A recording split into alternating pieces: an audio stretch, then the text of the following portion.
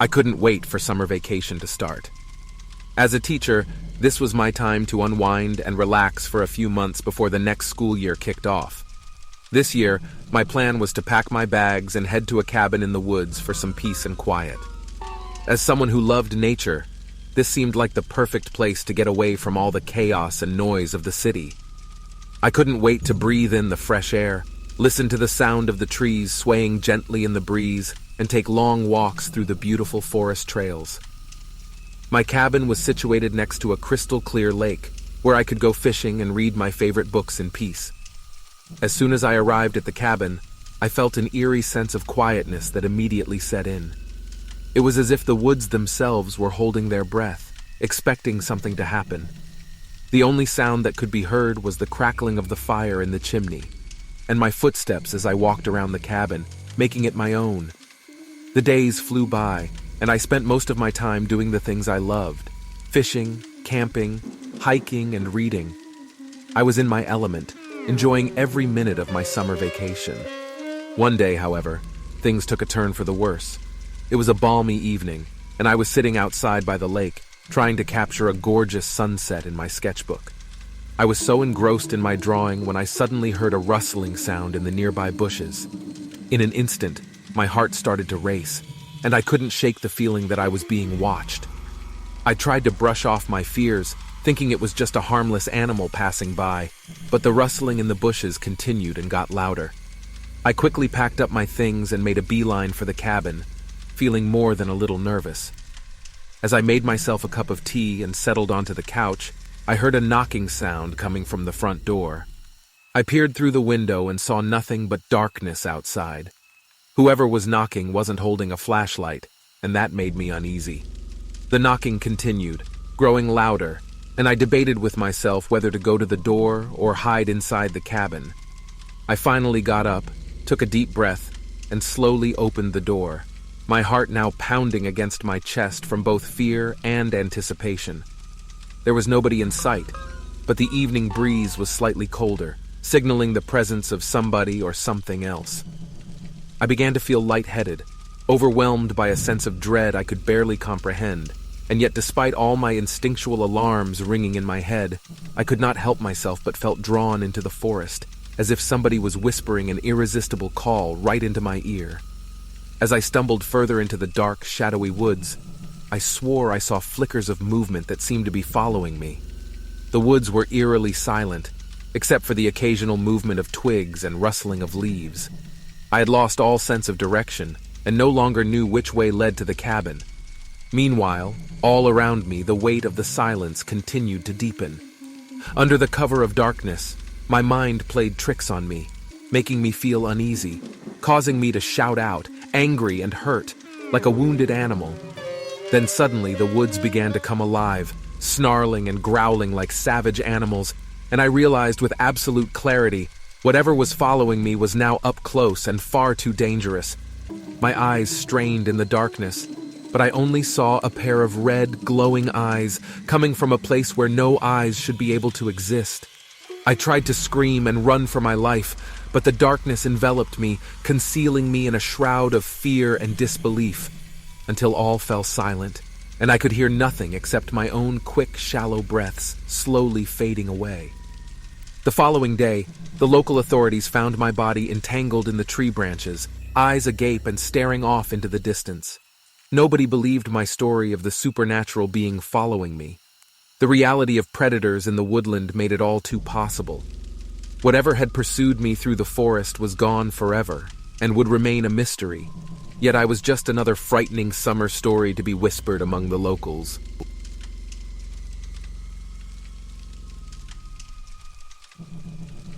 It was the summer of 2019, and I couldn't wait for my family's annual vacation. This year we decided to travel to a secluded beach town in South Carolina.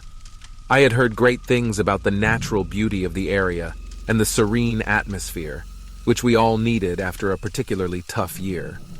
We arrived at our beach house, which was located at the end of a long, narrow road surrounded by tall trees. The isolation was both eerie and relaxing at the same time. The first few days of the trip were amazing. My family and I explored the beach, went on hikes, and enjoyed delicious seafood dinners. I relished the feeling of sand between my toes and the sun on my skin. However, things began to take a dark turn on the third night of the trip. I woke up suddenly in the middle of the night, unsure of what had stirred me from my sleep. I sat up and rubbed my groggy eyes, listening intently for any sounds. The only thing I could hear was the rhythmic sound of waves crashing against the shore outside. I shrugged it off as an unusually vivid dream and closed my eyes to try and fall back asleep. But it wasn't long before my sense of unease grew stronger. That's when I first noticed the footsteps. They were muffled at first, but gradually grew louder and closer. I could hear leaves and twigs crunching underfoot, and it was as if they were circling the house. My heart raced as I tried to rationalize the sound. Maybe it was just an animal or a curious neighbor, but something inside me told me to be cautious. I reached for my phone and started to dial my sister's number when I heard a low, sinister laugh. It was unlike anything I'd ever heard before. It sounded like a mix between a growl and a chuckle. My blood ran cold at the sound. I knew then that there was something truly wrong with whoever was outside. I couldn't bring myself to move from my bed, paralyzed with fear. What was happening outside? Was it someone intent on causing us harm? Had we stumbled upon some sort of ancient ritual ground? I didn't know what to do. The footsteps ceased, but the fear had rooted deep inside me, making it impossible to move. I lay there in silence, waiting for what felt like an eternity. Finally, after what seemed like hours, I fell back to the reassuring sound of the ocean waves, exhausted but relieved. The next morning, I told my family about the strange noises that I heard during the night. At first, they all tried to brush it off as just a dream, but when I showed them the missed call on my phone to my sister, everyone became more alert and protective of their surroundings. The rest of the trip was far from relaxing. We all became very tense, and every little noise made us jump. The vacation felt actively hostile towards us, and we began to think that we would never be able to relax until we left that place. But the worst was yet to come. On the last night of our trip, I woke up to the same sound of crunching leaves and twigs twisting underfoot, and the same sinister laugh. This time, however, I was determined to act. I fumbled in the dark for my dad's flashlight and went to investigate. Outside, I found nothing strange. The wind was blowing and the leaves on the ground left shushed by the tide. I felt like I was beginning to lose my mind, but that was when I saw something I could never unsee. Something that haunts me to this day. At the top of the trees, I saw 3 figures dressed in black robes. They were staring down ominously, almost as if they were watching us. I gasped audibly as I pulled my flashlight off, feeling dizzy and nauseous. There was no mistaking it. For all this time, someone was watching us. The morning after, we reported the incident to the country officials.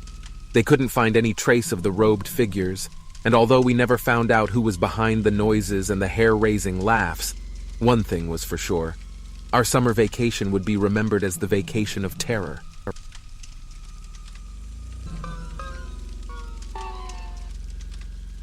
It was supposed to be the perfect way to kick off my summer vacation. A trip to a beautiful remote cabin tucked deep into the forest. My best friend Sarah and I were both ecstatic when her family invited me to come along on their annual trip. I had never been camping before, so I was itching to unplug and get a break from the stress of school and my parents' constant nagging. As we made our way to the cabin, I remember feeling captivated by the endless stretches of dense forest that surrounded us.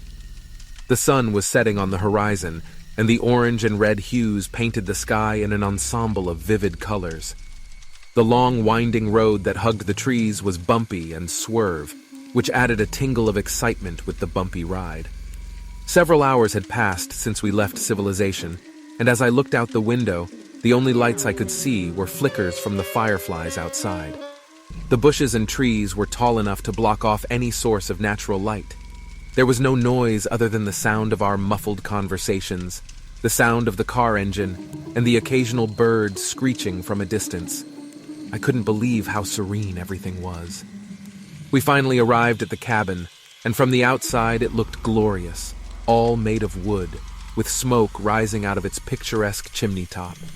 The gentle rustling of the leaves, the sound of birds serenading us with their chick. I was utterly beside myself with amazement. As soon as we stepped inside, though, things started to feel different. I felt isolated in the quietness of the cabin, and everything seemed darker than it had been outside.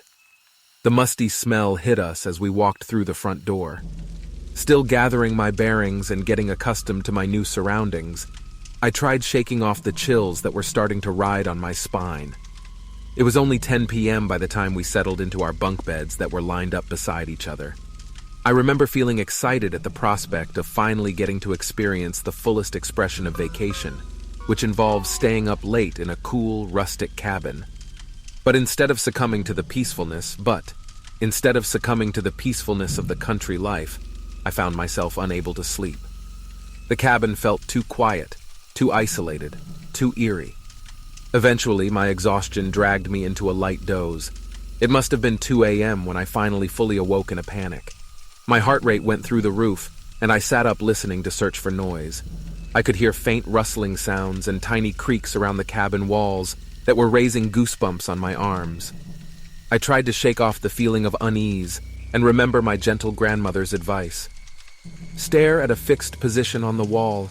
It will relax your mind and usher a peaceful sleep. I focused on a single nail on the opposite wall, my breathing becoming rhythmic as I drifted back into a deep slumber. The next morning, I woke up to the sound of my friends' whispers. The atmosphere was strange. For a brief moment, the feelings of isolation and mysteriousness seemed to have evaporated along the sunrise. I felt safer surrounded by the woods in the friendly daylight. But then I caught sight of my friends' faces. They looked horrified. "What happened?" I slurred out, still rubbing my eyes, expecting difficulty of some sorts. They hesitated when answering, so I got out of bed, the need to bolt into the outdoors pressing inside of me. That's when I saw it. The message on the wall for all of us to see. "I'm watching you." It took me a few seconds to understand all the trails of sweat covering my body with shivers and goosebumps. What made that scenario worst was the face that somebody in this remote place had that kind of access and left no sounds, meaning they were impossible here alone. We packed up and set out for the closest ranger station and later called the police. They marked a case file, open to whoever is out there, to be found and brought to justice. I never returned to that cabin, nor did I ever find out who left the message. But one thing is sure, that experience made me ascertain that coming summer was, for sure, heading straight into something dangerous and